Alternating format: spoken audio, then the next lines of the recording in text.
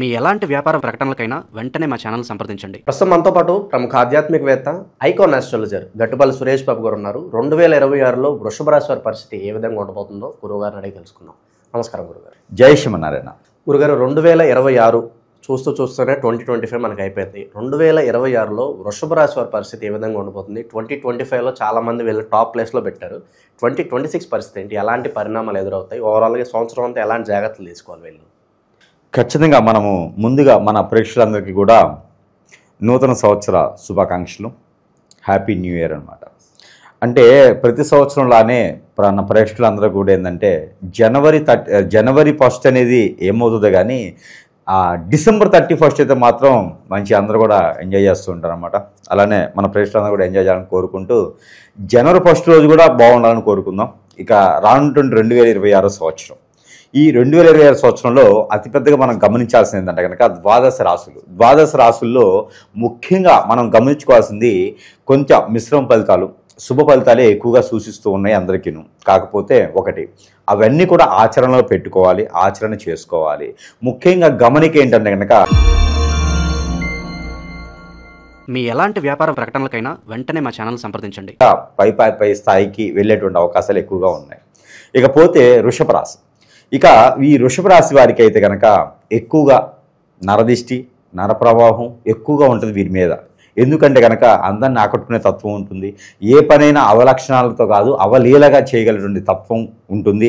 ఎవరినైనా సరే దగ్గర చేసుకోగలుగుతారు, శత్రువునైనా ప్రేమించగలుగుతారు. అలాంటి వ్యక్తిత్వం గల పర్సన్స్ అంటే మనుషులు చాలా అరుదుగా కనిపిస్తూ ఉంటారు. ఇంట్లో ఒకరు వృషభ రాశి వారు ఉంటే కనుక ఖచ్చితంగా ఆ ఇల్లే కాదు ఆ కుటుంబం మొత్తం కూడా సుఖ సంతోషాలతో ఎప్పుడు కూడా వెదజల్లుతూ ఉంటుంది. అలాంటి వృషభ రాశి వారి గురించి 2026 సంవత్సరంలో మనం చూసినట్టయితే కనుక మొదటి అధ్యయనం జనవరి, ఫిబ్రవరి, మార్చ్ ఈ 3 మాసాలు అయితే కనుక ఎప్పటి నుంచో అనుకున్నటువంటి కార్యాచరణ నిర్వర్తించుకునేదానికి, ఎప్పటి నుంచో ఇండస్ట్రీలు కానివ్వండి, ఏదైనా సాఫ్ట్వేర్ కంపెనీలు కొత్తగా నిర్మించడానికి, కన్స్ట్రక్షన్ రంగంలో అడుగు పెట్టడానికి, కాంట్రాక్ట్ రంగాల్లో అడుగు పెట్టడానికి, కొత్తగా ఏదన్నా రంగ ప్రవేశం చేయడానికి, ఏదైనా రంగాల్లో ముందుకు వెళ్ళడానికి, ఫ్యాషన్ డిజైనర్గా కావచ్చు, బోటిక్ కావచ్చు, రాజకీయ రంగం కావచ్చు, సెలబ్రిటీలుగా కావచ్చు, ఇలాగా వృషభ రాశి వాళ్ళకి అనేక రంగాల్లో కూడా ప్రాముఖ్యత ఉంటుంది. వారికి ప్రాధాన్యత కూడా ఎక్కువగానే ఉంటుందన్నమాట. కాబట్టి ఈ యొక్క జనవరి, ఫిబ్రవరి, మార్చి 2026 సంవత్సరంలో కనుక ఎవరైనా ముందడుగు వేసినట్టయితే కనుక ఏదైనా రంగంలో అది దిగ్విజయంగా పూర్తి చేయగలుగుతారు. ఎంతోమందికి ఉపాధి అవకాశాలు కల్పిస్తారు. అందులోనూ 22 సంవత్సరాలు దాటినటువంటి వృషభ రాశి వారు ఉంటే వారికి ఇంకా కూడా అద్భుతంగా ఉంటుంది. ఏది 2026 సంవత్సరం గుర్తుపెట్టుకొని జ్ఞాపకం ఉంచుకొని అదొక మేలురాయి అని కూడా చెప్పవచ్చు. ఏది 2026 సంవత్సరం. కాకపోతే ఈ యొక్క 3 మాసాలు జాగ్రత్తగా ఉండాలి ఎదుటి వాళ్ళతో. జీవితంలో ఎంతైతే మలుపు ఉంటుందో అదేవిధంగా శత్రువులు కూడా పెరుగుతారు. కాబట్టి జీవితంలో ముందుకు వెళ్ళేదానికి కొంత మెలకువగా వెళ్ళాలి. ఎదుటి వాళ్ళని నమ్మకుండా వెళ్తే వీరికి దిగ్విజయంగా ఉంటుంది. ఇకపోతే ఏప్రిల్, మే, జూన్ ఈ 3 మాసాలు కనుక చూసినట్టయితే కనుక పెళ్ళిళ్ళు కాని వారికి మరొక విషయం. ఇక ఫిబ్రవరి 19 వరకు కూడా కొనసాగేటువంటి మోఢ్యమి ఉంది. ఈ మోఢ్యమి తర్వాతనే శుభకార్యాలు నిర్వహించుకునేదానికి కానీ, శుభ ఫలితాలు పొందేదానికి కానీ, ఇక కార్యాచరణలో ఏదైనా ఓపెనింగ్స్ కానివ్వండి, గృహప్రవేశం, శంకుస్థాపనలు చేసే వాటికైనా ఫిబ్రవరి 19 తర్వాతనే వృషభ రాశి వారు చేయవలసి వస్తుంది. ఇకపోతే ఏప్రిల్, మే, జూన్ ఈ 3 మాసాలు అయితే కనుక పెళ్ళిళ్ళు కానివారు అంటే ఈ వృషభ రాశిలో జన్మించి 22 సంవత్సరాలు నిండి ఉండి స్త్రీ పురుషులు ఇరువురికి కూడా ఎప్పుడు పెళ్లి చేసుకోకుండా ఉండి ఒకసారి మాత్రమే పెళ్లి చేసుకోవాలనుకున్న వారికి అయితే కనుక ఏప్రిల్, మే, జూన్ ఈ 3 మాసాలు అయితే కనుక ఖచ్చితంగా పెళ్లి అయ్యేటువంటి యోచన కనపడుతుంది. ఇక గ్రహచరణ కూడా వీరికి శుక్రుడు, బుధుడు అలానే కేతువు ఈ 3 గ్రహాలు కూడా శుభ ఫలితాలు ఇచ్చేలా కనిపిస్తూనే దాంతోపాటు గురు బలం కూడా వీరికి పెరిగేలాగా ఉంటుంది. కాబట్టి వీరికి బుధాదిత్య యోగం అనేది కూడా వీరికి ఏర్పడుతుంది. కాబట్టి స్థలాలు విక్రయాల్లోనూ, స్థలాలు కొనుగోలులోనూ, ఇళ్ళు నిర్మించుకోవడంలోనూ, ఇళ్ళు నిర్మాణం చేయటంలోనూ, అలానే పంట భూములు పండించుకునే విధానంగా, పంట భూములు కొనే విధంగా కూడా వీరికి అద్భుతంగా ఉంటుంది. కాకపోతే ఇక్కడ ఈ 3 మాసాలు కూడా ఎదుటి వ్యక్తిని నమ్మి మన పర్సనల్ విషయాలు మాత్రం షేర్ చేసుకోకూడదు. ఎందుకంటే బుధాదిత్య యోగం ఉంది, కానీ మన మాట వల్లే శత్రువులు పెరుగుతారు, మన మాట వల్లే మంచి జరుగుతుంది. అది మాత్రం గమనించుకోవాలి.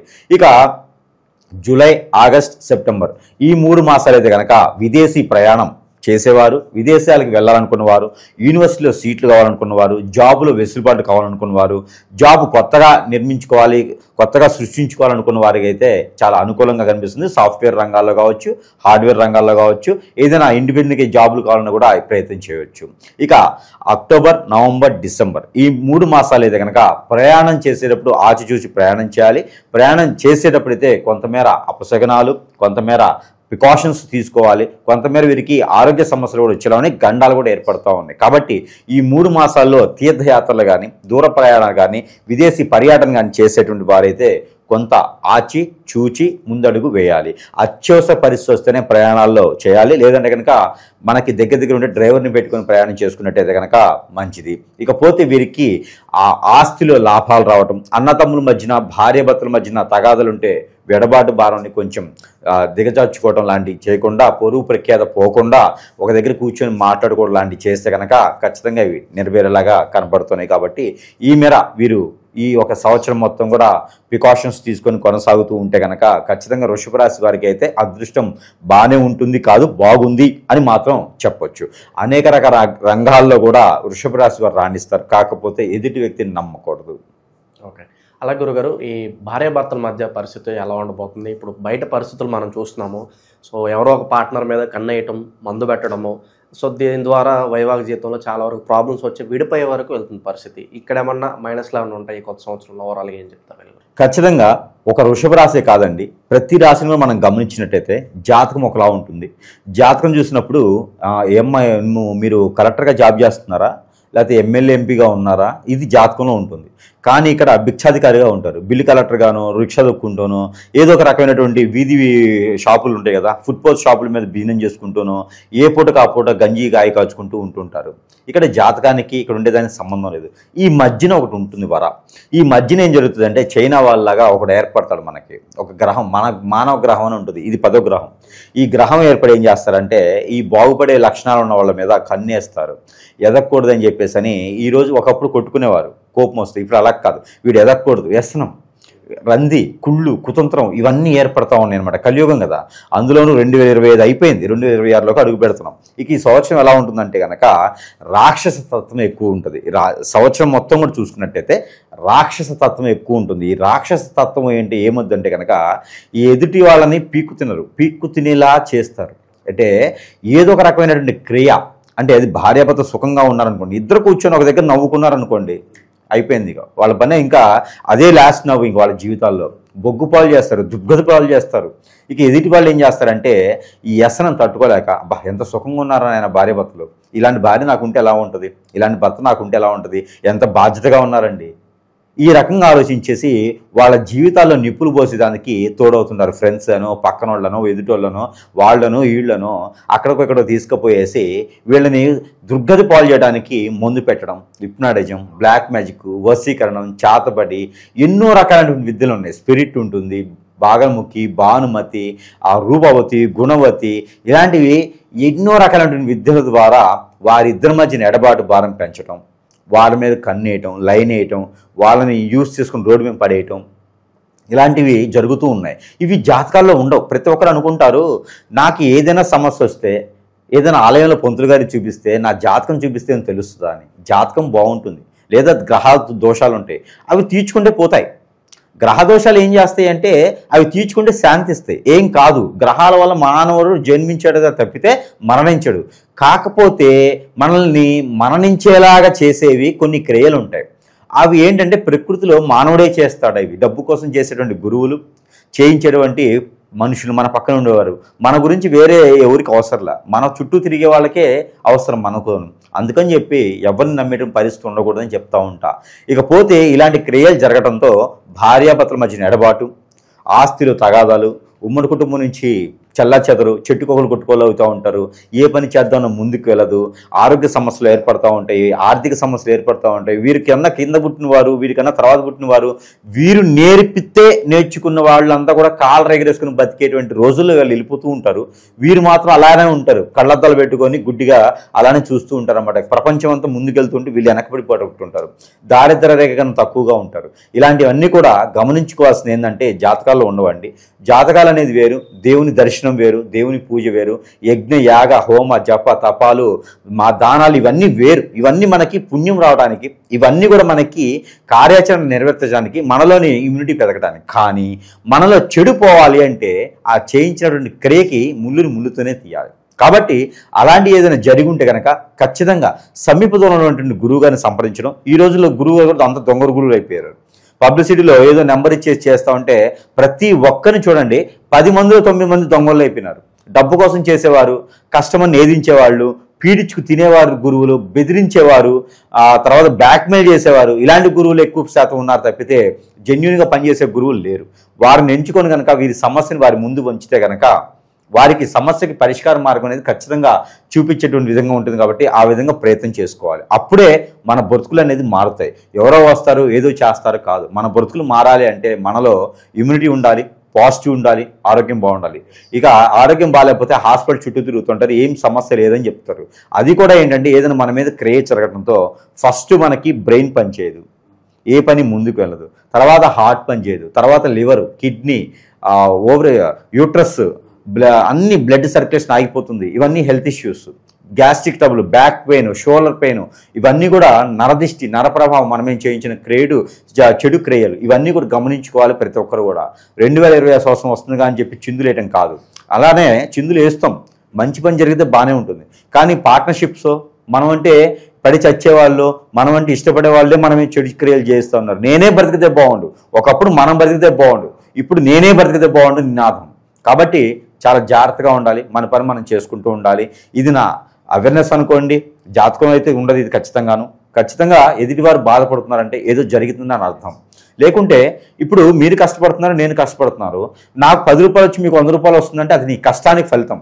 కానీ 100 రూపాయలు వచ్చినా నువ్వు సరిగా బ్రతకలేకపోతున్నావు అంటే అది ఖచ్చితంగా ఏదో జరుగుతుందని అర్థం. కాబట్టి ఖచ్చితంగా గురువుగారిని సంప్రదిస్తే దాని పరిష్కార మార్గం అనేది చూపిస్తూ ఉంటాం.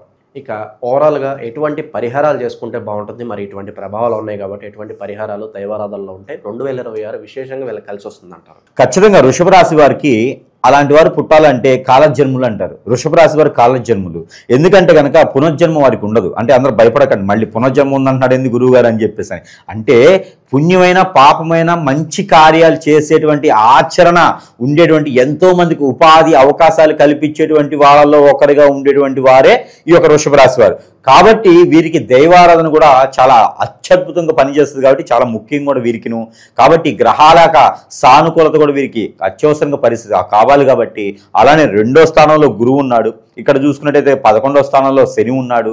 ఇవన్నీ కూడా మనం కార్యాచరణ చేసుకున్నట్టయితే కనుక ఖచ్చితంగా సంవత్సరం మొత్తం కూడా కొనసాగేటువంటి గ్రహాలు. కాబట్టి వీరికి ఒక దేవుని ఆరాధన కూడా కావాలి. దేవుని ఆరాధన కన్నా మరి గురువు గారు మరి ఇన్ని రకాలు చెప్పారు, మరి మీ దగ్గరికి రాలేకపోతున్నాం. ఒకటి, ఏ గురువుని నమ్మాలో కూడా తెలియట్లేదు. మరొకటి, మరి ఏదైనా ఇంట్లో చేసుకునేటువంటి పరిహారం ఉన్నాయంటే మన ప్రేక్షకులకు అందరికీ తెలుసు, మన దగ్గర మంచోత్రాన్ని చేసినటువంటి చాలా రకాలైనటువంటి వస్తువులు ఉంటాయి. ఇంటికి సంబంధించి, ఒంటికి సంబంధించి, వారికి జాబ్ పరంగా, బిజినెస్ పరంగా, ఏ విధంగా లైఫ్లో ఎదగడానికి, మ్యారేజ్ పరంగా ఎన్నో రకాల వస్తువులు మనం అందుబాటులో ఉంచాము. సరసమైన ధరల్లోనే వారి చెంతకే చేర్చబడుతూ ఉన్నాయి. ప్రజలందరికీ తెలిసిన విషయమే. కాబట్టి ఎంతోమంది మన దగ్గర వస్తువులు తీసుకుని ఉత్తీర్ణులైనటువంటి పరిస్థితి కూడా ఏర్పడుతూ ఉంది. దానిలో ఎవరైనా సరే ముందు పెట్టి ఉండి హిప్నాటిజం, బ్లాక్ మ్యాజిక్ అయింది, భార్యాభర్తలు విడిపోయినారు, చెట్టుకోలు కొట్టుకోలు వెళ్ళినారు, మా భర్త దూరమైన అల్లో రామ అల్లో రక్ష్మణ అనుకున్నటువంటి ఆడపిల్లలు కావచ్చు, మగపిల్లలు కావచ్చు, భర్త భార్య అంటే ఒక కుటుంబం, ఒక జీవితం, ఇవన్నీ కూడా బయటపడేసేటువంటి ప్రకృతిలో ఇన్ని జరుగుతూ ఉన్నాయి. ఇక భార్య దూరమైన, భర్త దూరమైన ఒక కాలు చేయి లేనట్టు మనిషిలో ఉన్న బతికిన ఒకటే ఉన్నట్టు అనమాట. అలాంటి వారికి కూడా మన దగ్గర మంచి పరిహారాలు ఉన్నాయి, మంచి వస్తువులు ఉన్నాయి. అలాంటి వారికి కూడా మనం ఏం చేస్తున్నామంటే కొంతమందికి అనుమానం రాకుండా ఉండేందుకు ఇలాంటి హెయిర్ ఆయిల్, ఇది హెయిర్ ఆయిల్. ఈ హెయిర్ ఆయిల్ కనుక మనకి ఎవరైతే దూరమైనారో అనిపిస్తుందో, ఎవరికైతే ముందు పెట్టినారో నా మాట వినట్లేదు అనుకుంటారో వారికి ఈ హెయిర్ ఆయిల్ కనుక వాడినట్టయితే, ఈ హెయిర్ ఆయిల్ మన కోకోనట్ ఆయిల్ వాటిలో కలుపుకోవచ్చు. ఈ హెయిర్ ఆయిల్ కనుక వాడినట్టయితే హిప్నాటిజం, బ్లాక్ మ్యాజిక్, ముందు పెట్టడం ఇవన్నీ కూడా పటాపంచలేకపోతాయి. మళ్ళీ మన కాన్షియస్లోకి వస్తారు. అందులోని ఈ హెయిర్ ఆయిల్ చాలా గొప్పది. దీనితో పాటు చాలా రకాల వస్తువులు మన దగ్గర సరస్వతి ధరలో లభ్యపడతాయి. ఇది షాంపూ. దీనిలో కూడా హిప్నాటిజం మంత్రం ఉంటుంది. భర్త దూరమైనాడని, భార్య దూరమైన, సరిగా పట్టించుకోవట్లేదు, పిల్లల్ని పట్టించుకోవట్లేదు అనుకున్నటువంటి వాళ్ళు ఎవరైనా ఉన్నారో ఈ షాంపూ వాడిస్తే చాలు, ఆటోమేటిక్గా భార్య ప్రేమ, భార్య జీవితం, భర్తరే ప్రేమ, భర్తే జీవితం, పిల్లలే దాసోహం అనే విధంగా ఉంటుంది షాంపూ వాడితేను. వీటితో పాటు ఇక ఏదైనా హిప్నాటిజం ప్లాస్మా చేతబడి నరదిష్టి కోసం చేసేవి, అష్టదిబ్బందం చేసేవి, యక్షిణీ విద్యలు, వీరు ఇంకా బాగుపడకూడదని చేసేవి, అన్నిటికీ జాబులు వెసులుబాటు కావాలనుకోవడానికి మనకి సెంటు అత్తరు మంత్రోచ్చారణ చేసి ఈ సెంటు వారికి సరసమైన ధరలోనే అందబడుతుంది. ఈ సెంట్ అప్లై చేసుకుని బయటికి వెళ్తే కనుక మనకన్నా ముందు పాజిటివిటీ వెళ్ళిపోద్ది అనమాట. అరే వీరికి ఏదైనా చేయాలి అనిపిస్తే ఎదుటి వారికి ఈ సెంటు పెట్టుకుని వెళ్ళాలి. ఇలానే మన దగ్గర ఇంకా చాలా రకాలైనటువంటి వస్తువులు ఉన్నాయి. ఇక వృషభ రాశి కాబట్టి వారికి యొక్క స్ఫటికమాల, ఈ స్ఫటికమాల ధరించినా కూడా దేవుని యొక్క చింతన, దేవుని యొక్క ఆరాధన లభించినట్టే ఉంటుంది, లభ్యపడుతున్నట్టే ఉంటుంది. కాబట్టి ఈ యొక్క స్ఫటికమాల కూడా ధరించుకోవచ్చు. ఇక వాళ్ళకి కావాల్సినటువంటిది వారి సమస్యను బట్టి వారి పరిష్కార మార్గం అనేది మనకు చూపించబడుతుంది. కాబట్టి అనేక రకాలుగా మనం ఇంకో విషయం ఏంటంటే కనుక అందరికీ గమనిక, అందరికీ తెలిసిన విషయమే, మనము చెడు కావాలంటే చేసేటువంటి వ్యక్తులు కాదు, ఆ చెడు ఎక్కడ జరిగినా తీసేటువంటి వ్యక్తులు. అంటే క్యాన్సర్ వచ్చినా కూడా తగ్గించేటువంటి స్థితిగతులు మంత్రోచ్చానికి ఉన్నాయి. అందరూ అంటారు మంత్రాలకు చింతకాయలు రాలుతాయి అని. మంత్రాలు చింతకాయలు రాలు. మనం నేర్చుకునేటువంటి విద్య, పవర్, మనం ఎన్నుకునేటువంటి ఎవరైతే శక్తులు ఉన్నారో అవి చేస్తాయి. మంత్రానికి చింతకాయలు రాలవు, దానికి నేను ఒప్పుకోను. కానీ మంత్రోచ్చానికి మాత్రము ఖచ్చితంగా చింతకాయలే కాదు గుమ్మడికాయలు కూడా రాలుతాయి. అది మాత్రం అందరూ మూఢనమ్మకంగానో పెట్టుకోకండి. సామెత కాదు ఇది, ఇది రియల్. ఒక శక్తి అనేది ఉంటే ఖచ్చితంగా పాజిటివిటీ అవుతుంది. అలాంటి పాజిటివిటీ చేయడానికి అయితే సిద్ధంగా ఉన్నాము. ఎవరికైనా బాగాలేదా సంప్రదించవచ్చు. అలానే కనుక దేవుని చింతన, దేవుని ఆరాధన కావాలి. కాబట్టి ఒక వృషభ రాశి వారు ప్రతి మాసంలో కూడా వారికి నచ్చితే, వారు చేయగలిగితే, ఓపిక ఉంటే కాదు ఖచ్చితంగా చేయాలి. చేస్తేనే పాజిటివిటీ ఉంటుంది. అయితే ఈ వృషభ రాశి వారు ప్రతి మాసంలో వచ్చేటువంటి పౌర్ణమి, అమావాస్య ముందైనా లేదా పౌర్ణమికైనా అమావాస్యకైనా సరే తోడబుట్టు ఎవరైనా ఉంటే, తోడబుట్టు స్వభావంతో ఎవరైనా ఉంటే కనుక వారిని తీసుకొచ్చుకొని వారికి పంచామృతంలో అన్నం పెట్టేసి, పంచామృత అభిషేకం అవసరం లేదు, పంచామృతాలతో అన్నం పెట్టేసి వారికి అన్ని రకాలుగా ఆ భోజనం చేయించేసి వారికి ఏదైనా సారో పెట్టి పంపిస్తే కనుక పోయేదేం లేదు. సోదరి భావంతో పెట్టిన వారికి ఇబ్బంది ఏం లేదు. సోదరు లేకపోతే ఎవరైనా ఉంటారు బయట వారి సోదరితోనూ. వారికి గనక ఏదైనా పట్టు వస్త్రాలు సమర్పించుకున్నట్టయితే వారికి అంతకన్నా గొప్పగా ఏది అవసరం లేదు. మరొక విషయము, ఎవరైనా పేదవారు కాలేజీల్లో కానీ స్కూళ్ళలో కానీ చదువుకోలేని వారు ఎవరైనా ఉంటే, బాగా మెరిట్ స్టూడెంటా లేదా కాదు, ఒక 2 పిల్లలకి చదివించగలగాలి. అలాంటిది బాధ్యత తీసుకోగలిగితే నీకు 20 మంది పిల్లలు ఉన్నాయి కాక ఎంతమంది ఉన్నా కూడా ఒక 2 పిల్లలు బయట వాళ్ళని చదివించుకున్నట్టయితే వీరికి అన్ని రకాల సానుకూలత ఉంటుంది. ఇకపోతే అది కూడా స్తోమత లేదంటే కనుక 12 నోట్బుక్లు, ఏదైనా ఒక మాసం 12 నోట్బుక్లు, ఒక 12 పెన్సిల్స్ కానీ పెన్నులు కానీ ఎవరికైనా స్కూల్లో దానం ఇచ్చినట్టయితే కనుక వీరికి అన్ని రకాల దోషాలు కూడా పటాపంచలేకపోతాయి. ఎందుకు ఇట్లా అంటే 2వ స్థానంలో వచ్చేసి గురువు ఉంటాడు. ఈ గురువు సంవత్సరం మధ్యంతరం వరకు ఉంటాడనమాట. ఇవి దానం చేసినట్టయితే మీకు జాబులో కానీ బిజినెస్లో కానీ పెళ్లి చేసుకోవడంలో కానీ సానుకూల పరుస్తాడు. కాబట్టి విద్యాదానం చేయడం చాలా గొప్ప విషయం. కాబట్టి మన స్తోమతకు ఉంది దానికి సంబంధించిన దానం అని చేస్తే అన్ని రకాలుగా బాగుంటుంది. ఇక వీరు చేసుకోవాల్సినటువంటి పర్సనల్గా చేసుకోవాల్సినటువంటిది ఏంటంటే కనుక ఒకటి దేవుని చింత, దేవురాధన. ఇది విష్ణు ఆలయంలో ప్రతి మాసంలో ఒక్కసారైనా ఈ యొక్క నిమ్మకాయ పులిహోర కానీ, చింతపండు పులిహోర కానీ, ఇంగువ పల్లీలు వేసినటువంటి పులిహోరని నైవేద్యంగా సమర్పించుకోవాలి ప్రతి మాసంలో కూడా ఒక్కసారి. మరొకటి వీరే తీసుకోవాల్సింది అంటే తెల్ల ఆవాలు ఒక చిటికెడు ప్రతిరోజు కూడా వీరికి అవసరమైతే 365 రోజులు కూడా చేసుకోవచ్చు. ప్రతిరోజు కూడా తల చుట్టూ 7 టైమ్స్ ఒక చిటికెడు తిప్పేసి అవి ఎక్కడైనా పారేటువంటి నీటిలో కానీ పొదలమైన చెట్లో కానీ వెళ్ళి రోడ్డు మధ్యలో వేయకూడదు, దాటకూడదు వాటిని. అలా వేస్తే కనుక లక్ష్మీ కటాక్షం కూడా వీరికి లభ్యపడుతూ ఉంది. ఇందాక మనం అనుకున్నటువంటి బుధాదిత్య యోగం కూడా వీరికి లభ్యపడుతూ ఉంది. ఇక ప్రతిరోజు కూడా వీరు సూర్య నమస్కారాలు చేసుకుంటే కనుక ఇంకా చాలా బాగుంటుంది. సూర్యునికి నీళ్లు ఆర్చినవడం ద్వారా కూడా వీరికి మంచి కలుసుపాటు వస్తుంది. ఒక మిరియాలు ఒక 7 తీసుకొని నీరు వదిలేటప్పుడు ఆ మిరియాలతో పాటు వదిలినట్టయితే కనుక వీరికి అష్టైశ్వర్యాలే కాదు ఆరోగ్య సమస్యలు కూడా రాకుండా ఉంటాయి. కాబట్టి ఏదైనా విఘ్నాలు ఎదురవుతుంటే అవి కూడా పటాపంచలేకపోతాయి. కాబట్టి ఈ విధంగా చేసుకున్నట్టయితే కనుక వృషభ రాశి వారు 2026 సంవత్సరంలో అత్యద్భుతమైనటువంటి స్థానానికి వెళ్ళేదానికి మొదటి అడుగు అయితే అవుతుంది. మేలు రాయని కూడా మనం సూచించవచ్చు. ఓవరాల్గా 2026 వృషభ రాశి వారికి ఏ విధంగా ఉంటుందో చాలా బాగా వివరించారు. హోప్ఫుల్లీ అన్నీ మంచి జరగాలని కోరుకుందాం. వృషభ రాశి వాళ్ళు దూసుకెళ్ళిపోవాలని కోరుకుందాం. ధన్యవాదాలు.